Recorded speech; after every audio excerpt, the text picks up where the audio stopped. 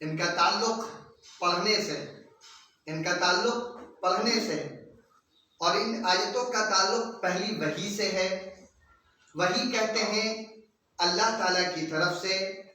فرشتوں کے یا حضرت جبرائیل علیہ السلام کے ذریعے سے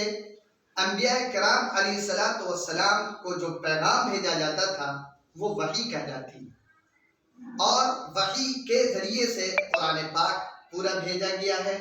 دھیرے دھیرے بھیجا گیا ہے، کبھی چند آیتوں کے ذریعے سے، کبھی مکمل سورے کے ذریعے سے، کبھی الگ الگ حکموں کے ذریعے سے قرآن پاک کی الگ الگ آیتیں اور الگ الگ صورتیں، اور پھر صورتوں میں بھی کئی حصوں اور ٹکڑوں میں ان کو بھیجا گیا ہے۔ اور پھر نبی پاک صلی اللہ علیہ وسلم نے صحابہ کو، اپنے چاہنے والوں کو، اپنے دوستوں کو، اپنے جو تمام اس وقت کے لوگ تھے،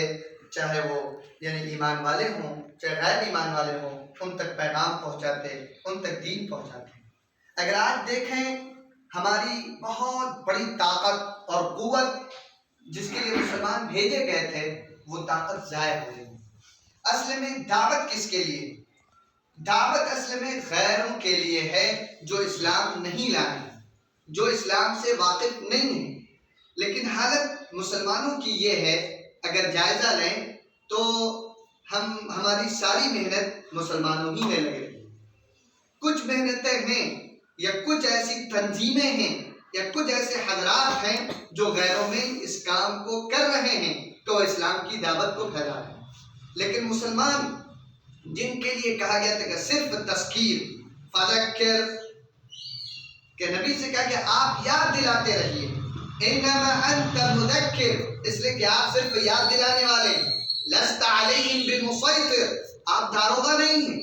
آپ اس پر یعنی کہ نگراں نہیں ہیں، آپ اس کے بالکل اتنے ذمہ دار نہیں کہ بس وہ اسلام میں داخل ہی ہو جائیں، وہ مکمل عمل پیرا ہی ہو جائیں۔ آپ کا کام ہے یاد دلانا،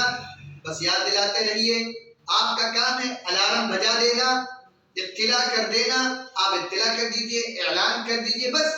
اعلان کے لیے اس لیے اذان ہے، اذان ہو گئی، اعلان ہو گیا۔